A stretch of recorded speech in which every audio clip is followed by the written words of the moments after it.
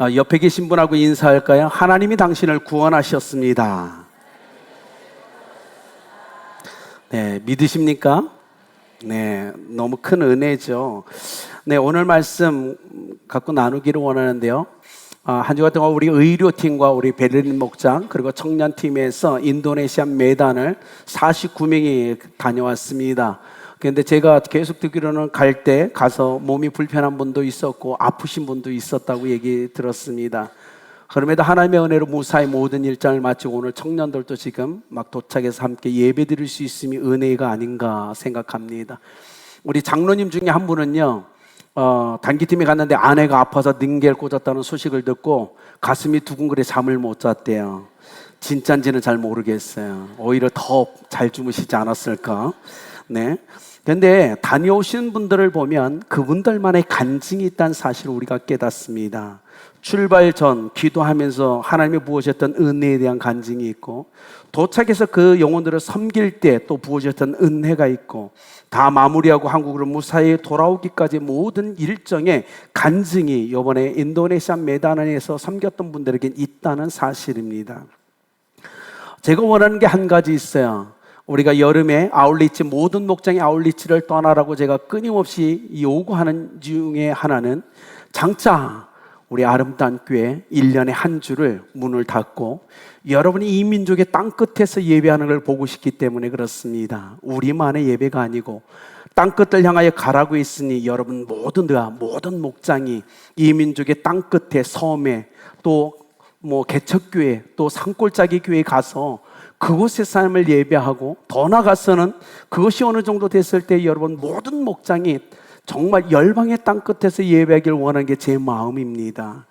하나님이 그렇게 하라고 했으니 토요일 날 오후에 출발해서 선교지에서 선교사님과 영혼들을 섬기다가 주일날 함께 예배드리고 오후에 돌아오는 저는 꿈을 꾸고 있습니다. 하나님께서 이 꿈을 하루속히 좀 이루어 주셨으면 좋겠습니다.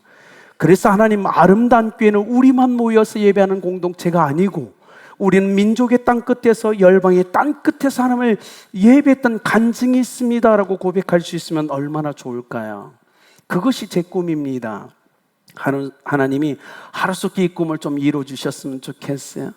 그래서 우리의 아울리치, 목장 아울리를 통해서 서서히 땅끝을 향하여 나가는 연습을 하고, 그리고 난 다음에 이 민족의 땅끝에서 하나님을 예배하고 열방의 땅끝에서 예배하는 꿈을 우리가 함께 꾸었으면 좋겠습니다.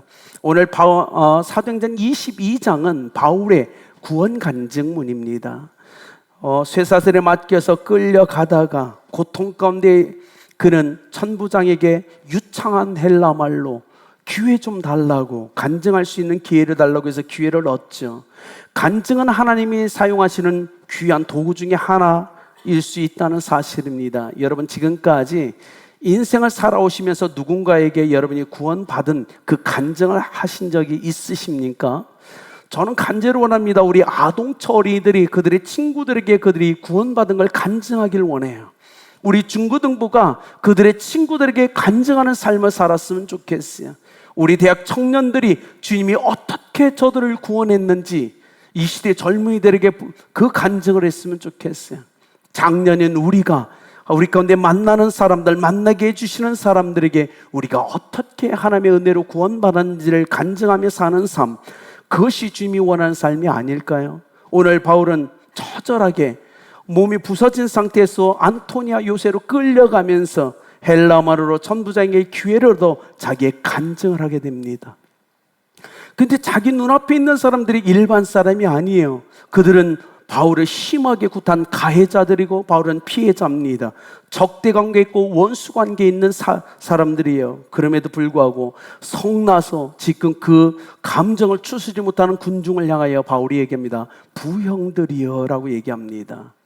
부형들이여, 헬라 원어에는 아버지와 형제들이여 라는 뜻이에요.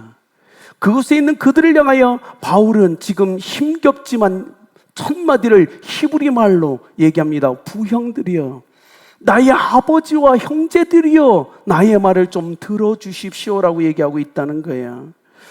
바울은 지금 스데반이 짊어졌던 죄의 목록을 갖고 지금 서 있는 겁니다. 그럼에도 불구하고 그들에게 아버지여, 형제, 자매들이여 라고 얘기하고 있어요. 왜 이런 말을 쓰고 있죠? 왜? 실질적으로 바울은 유대인의 피가 흐르고 있기 때문에 그렇습니다. 그는 그들에게 저도 유대인입니다. 유대인의 피가 흐르고 있습니다. 그리고 더 나아가서는 그렇겠죠. 저도 예전엔 당신들과 같은 사람들이었습니다. 저도 예전에 당신들과 동일하게 같은 일을 했던 사람입니다로 얘기하는 거예요. 그래서 원하기는 이젠 당신들도 나처럼 구원받기를 원합니다. 그래서 부형들이여 성난 마음을 좀 가라앉히고 나의 말을 좀 들어주십시오라고 호소하고 있다는 거예요. 그래서 히브리의 말로 아버지여, 형제, 자매들이여 라고 얘기할 때 그들이 조용히 바울의 말에 귀 기울이기 시작합니다. 그래서 바울이 먼저 이렇게 얘기하죠. 2절에 나는 유대인으로 길리기아 다소에서 났고 이 성에서 자라 가말리엘의 문화에서 우리 조상의 율법의 엄한 교훈을 받았고 오늘 너희 모든 사람처럼 하나님께 대하여 열심히 있는 자라. 바울이 그들에게 얘기합니다. 저도 여러분과 동일합니다. 아니, 여러분보다 더한 사람이죠. 저는 아주 철저한 유대인입니다. 저는 아주 지독한 율법주의자입니다 라고 먼저 얘기하고 있다는 거예요. 여러분이 지금 저를 공격하고 곱지 않은 시선으로 보지만 저는 여러분보다 더 유대인이고 더 강한 율법주의자였습니다 라고 얘기하고 있어요. 그러면서 가말리엘이라는 사람을 거론하죠. 1세기에 가장 유대인이 존경했던 랍비. 그리고 그는 힐렐의 손자였죠. 가말리엘. 그는 힐렐 학파의 대표자였어요. 그 당시 이스라엘에 많은 랍비들이 있었어요. 랍비들 중에서 이스라엘 백성이 존경하는 7명의 사람이 있었습니다. 그들을 강하여 랍반이라고 불렀어요. 이스라엘 수많은 랍비들이 존경하는 그 위에 정말 존중할 만한 사람 랍반, 그 7명 중에 하나가 가말리엘이 있어요. 그래서 바울은 얘기해요. 그에게서 그 밑에다 나는 가장 엄한 율법을 배웠다. 나는 너희들보다 여러분보다 더 지독한 율법주의자다. 그렇게 자기 얘기를 하고 있는 거예요. 그런데 여러분 생각해 보십시오. 배움의 목적이 대체 뭡니까? 바울이 배우긴 배웠는데 배워서 그가 어떤 삶을 살아갔습니까? 율법을 가지고 배운 자로서 사람들을 판단하고 헤아리고 핍박하고 죽이는 데 앞장섰어요. 배움의 목적은 그것이 아닐 텐데 율법을 배운 바울은 끊임없이 예수 그리스도를 믿는 사람들을 핍박하는 그 삶에 자기의 열정을 불태웁니다. 여러분, 이것이 문제잖아요. 배운 사람 왜 배웁니까? 사람을 살리기 위해서, 사람의 유익을 주기 위해서 배우는 거 아닙니까? 그런데 바울은 율법을 배운 후에 철저하게 누군가를 살리는 삶이 아니라 죽이는 삶을 살아갑니다. 바울은 자기를 바라보는 군중을 향하여 얘기하는 겁니다. 율법을 배운 자들이 지금 하는 일이 무엇입니까? 사람을 살리는 일입니까? 아니요, 저는 철저한 율법주의자였어요.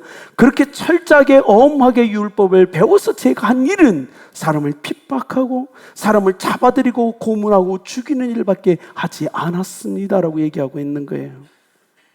그래서 4절에 얘기합니다. 내가 이 돌을 박해하여 사람들을 죽이기까지 하고 남녀를 결박하여 옥에 넘겼노니.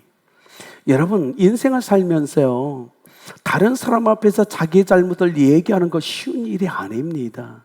그런데 바울은 지금 그들에게 얘기해서 내가 그런 삶을 살았습니다.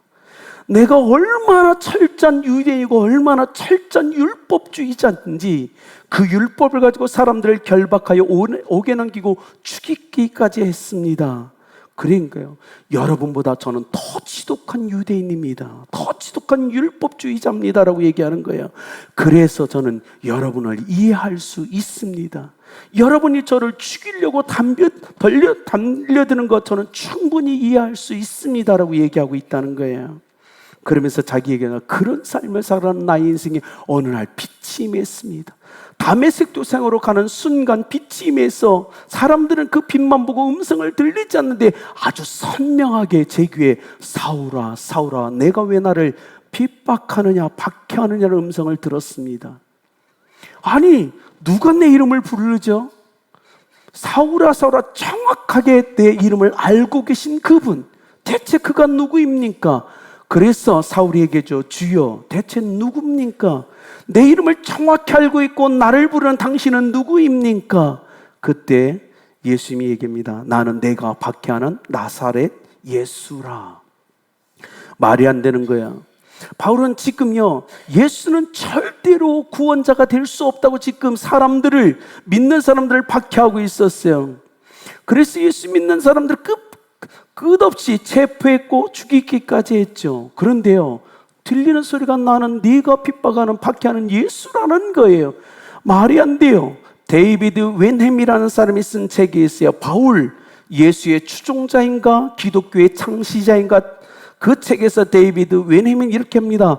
바울은 예수님과 동시대 인물이었다. 맞아요, 동시대 인물이었어요. 그런데 놀랍게 둘이 만난 적은 없다라는 거예요. 바울은요, 예루살렘에서 가멜리엘 문화에서 율법을 배웠던 사람이에요. 예수님이 예루살렘에 몇 번 왔다 가셨음에도 불구하고 만난 적이 없는 거예요. 실제로 만난 적이 없어요. 그런데요, 성경에서도 예수님과 바울이 만난 적이 있다고 얘기하지 않아요. 다메섹 선상에서 처음으로 만난 겁니다. 그런데 바울은 알고 있었죠. 예수라는 사람을 알고 있었어요. 나사렛 사람 예수라는 사람을 이미 들어서 알고 있었어요. 그런데 그는 이미 죽었잖아요. 십자가에 못 박혀 죽었잖아요. 그 사실도 알고 있었어요. 그래서 끝났다고 얘기했어요. 그런데 그가 지금 살아있는 거예요. 내 이름을 부르는 거예요. 네가 핍박하는 박해하는 예수가 바로 나다라고 얘기하는 거예요. 여러분, 어떻게 이해해야 될까요? 그분이 살아계신다는 것, 부인할 수 없는 거예요. 선명하게 자기 이름을 부르며 말하는 예수가 죽음으로 끝났다라고 말하기엔 이건 말이 안 되는 거예요. 살아서 자기 이름을 부르며 정확하게 말을 걸으신 예수님 앞에서 그가 디모데전서 1장에서 이렇게 얘기합니다. 주님이 자기를 찾아온 후에 내가 죄인 중에 괴수였노라고 고백해요. 그렇습니다. 교회를 예수 믿는 사람들을 핍박한 그 예수님, 근데 그 예수님이 갑자기 자기를 찾아오신 거예요. 그래서 그 사랑을 깨닫고 디모데전서 1장 16절에 이렇게 얘기합니다. 그러나 내가 긍휼을 입은 까닭은 예수 그리스도께서 내게 먼저 일체 오래 참으심을 보이사 후에 주를 믿어 영생 얻는 자들에게 본이 되게 하려 하심이라. 이게 놀라운 은혜 아닙니까? 예수님 다 보고 계셨다는 거야. 바울이 핍박하고 조롱하고 사람들을 체포하고 죽이는 걸 예수님이 보시면서도 어떻게 하셨다? 오래 참으셨다. 그리고 바울을 끝내 찾아오셔서 사울아 사울아, 그를 부르며 그를 구원하신 주님의 목적은 뭐냐? 주를 믿어 영생하는 자들에게 본이 되게 하려 하심이라. 이 시대에 얼마나 많은 사람들이 예수 믿는 사람들을 싫어합니까? 얼마나 많은 사람들이 교회를 손가락질합니까? 그들이 얘기합니다. 미쳤어. 하나님이 어디 있어? 예수님이 어디 있어? 부활이 어디 있냐고? 천국과 지옥이 어디 있어? 어떻게 예수님이라는 사람이 우리를 구원할 수 있어? 소설 쓰지 마. 다 거짓말이야. 수많은 사람들이 지금도 이 삶을 살아가죠. 그런데 바울이 뭐라고 하는지 아세요? 하나님은 오래 참으시고 계시다. 그들이 구원받기를 원하시고 계시다고 얘기하고 있다는 거예요. 내게 오래 참으신 그 주님이 21세기에도 교회를, 예수님을 부인하며 천국 과정이 없다고 외치고 손가락질을 하는 그 사람들을 하나님은 기다리고 오래 참고 계시다. 그리고 그들을 구원하실 거라고 바울은 얘기하고 있다는 겁니다. 바울이 어떻게 가만히 있을 수 있겠어요? 예수는 죽음으로 끝났다고 알고 있었는데 천국은 없다라고. 그런데 그가 예수님을 만나자마자 삶이 바뀝니다. 하나님의 크신 그 사랑과 은혜 앞에 그가 완전히 무너지죠. 그래서 디모데전서 1장 13절에 14절에서 이렇게 고백합니다. 내가 전에는 회방자여 핍박자여 포행자였으나 도리어 긍휼함을 입은 것은 내가 믿지 아니할 때 알지 못하고 행하였습니다. 여러분 생각해 보세요. 지금 천국이 없다라고 하는 사람들이 정말 천국이 있다는 걸 알게 되면 그런 말을 할 수 있을까요? 예수님이 죽으시고 부활하신 사실을 정말 안다면 그렇게 할 수 있을까요? 아닙니다. 모르기 때문입니다. 본인들은 안다고 알지만 몰라요. 천국과 지옥이 있는 걸 몰라요. 하나님이 살아계신 것도 모릅니다. 예수 그리스도께서 우리를 위해 이 땅에 오셔서 죽으시고 부활하신 걸 몰라요. 모르는데 안다고 얘기해요. 그래서 바울은 가슴이 아픈 거예요. 바울이 얘기합니다. 내가 믿지 아니할 때에 알지 못하고 행하였다. 지금 이 시대에도 그런 사람이 넘쳐난다는 거예요. 저는 간절히 원합니다. 아름답게 모든 성도님들이 여러분이 구원받은 그 은혜를 누군가에게 간증하며 인생을 살아가시길 예수님의 이름으로 축복합니다. 왜냐하면 하나님이 살아계시거든요. 천국과 지옥은 있습니다. 여러분, 영원한 생명이 존재하고 부활은 있다고요. 그러니 우리가 구원받은 이 사실을 누군가에게 들려주어야 됩니다. 결론적으로 이겁니다. 한 부부가 있었어요. 열심히 돈을 벌어 부자가 되어 잘 살고 싶었어요. 그리스에서 살다가 독일로 그들이 이민 갔어요. 독일에서 큰 가게를 차렸어요. 열심히 일했어요. 돈도 좀 벌었어요. 그런데 건강에 문제가 생겼어요. 그러면서 서서히 아내와 남편의 관계가 안 좋아졌어요. 가정에 위기가 오고 자녀들은 불안한 그 가정 안에서 함께 생활해야만 됐어요. 그런데요, 어느 날 가게에 시커먼 사람이 한 명 들어옵니다. 아프리카 가나 출신의 한 흑인 청년이 가게를 들어오는 거예요. 그 당시만 해도요, 이 흑인들이 독일 안에서 이 훔치는 걸 너무 많이 하는 거예요. 그래서 불안했어요. 빨리 저 아프리카 가나 청년을 내보내야 되겠다고 생각을 했어요. 그리고 그에게 나갔어요. 내쫓으려고. 그런데 그 가나 청년이 아주 겸손하고 친절한 말로 이렇게 얘기합니다. 당신은 예수님을 아십니까? 예수님이 당신을 위해서 하신 일을 알고 계십니까? 깜짝 놀랐어요. 그리고 가게 안에서 그와 함께 3시간의 이야기를 주고받았다고 합니다. 인생에서 나를 위해 이 땅에 오시고 죽으시고 부활하신 분이 구세주가 계시다는 사실을 그는 처음 들었다고 얘기해요. 나를 사랑하사 내 모든 죄를 담당하시려고 십자가에 죽으신 분이 계시구나. 그의 마음이 요동치기 시작했어요.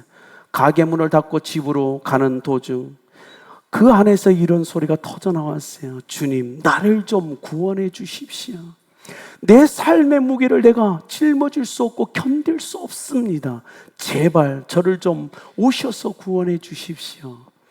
근데 집에 도착했는데 마음이 너무 평안한 거예요. 그래서 아내에게 오늘 있었던 일을 얘기해 줬어요. 그리고 아내에게 미안하다고 용서를 구했어요. 아내가 남편을 용서합니다. 그리고 아내가 자신도 예수님을 믿겠다라고 고백합니다. 그 부부가 이렇게 얘기합니다. 독일에 사는 자신들을 구원하기 위해서 아프리카 가나에서 2,500km를 넘는 그 거리를 그 가나 청년을 보내주신 주님을 찬양합니다. 우리가 무엇이간데 2,500km를 넘는 그 거리를 가나에 가난한 한 청년을 보내서 우리에게 복음을 듣게 했고 우리를 구원하신 하나님을 찬양합니다. 여러분, 하나님이 여러분을 얼마나 사랑하시는지 아십니까? 그렇다면 우리를 구원하신 하나님을 온 마음을 다해 찬양하며 감사하며 누군가에게 나를 구원하신 그 은혜를 전해야 되지 않을까요? 신앙은 때로는 증명돼야 됩니다. 여러분이 예수님을 믿는 걸 증명해내셔야 돼요. 그러나 더 중요한 건 증명보다는 고백과 간증을 가하여 복음을 다른 사람에게 전해주는 삶이 더 중요하다는 사실을 기억하셔야 됩니다. 우리를 사랑하사 이 땅에 독생자 예수 그리스도를 보내신 아버지 하나님, 그리고 이 땅에 오셔서 우리의 죄와 허물과 약함과 질고를 짊어지고 십자가에서 죽으시고 부활하신 예수 그리스도, 그리고 오늘 또 변함없이 내 안에서 나의 삶을 인도하시며 중보하신 성령의 거룩한 역사를 누군가에게 우리가 간증해야 되지 않을까요? 여러분, 이 시간 여러분 결단하셨으면 좋겠어요. 하나님, 나의 남은 인생에 한 번이라도 좋으니 나의 이 구원을 간증할 수 있도록 은혜 달라고. 하나님, 전도의 문을 한 번만이라도 열어달라고. 그래서 하나님의 은혜로 구원받은 나의 간증을 이 땅을 떠나기 전에 누군가에게 한번 들려줄 수 있도록 은혜 달라고 결단하면 어떨까요? 여러분 그 삶을 통해서 하나님을 영화롭게 하는 여러분 되길 예수 그리스도의 이름으로 축복합니다. 기도하겠습니다.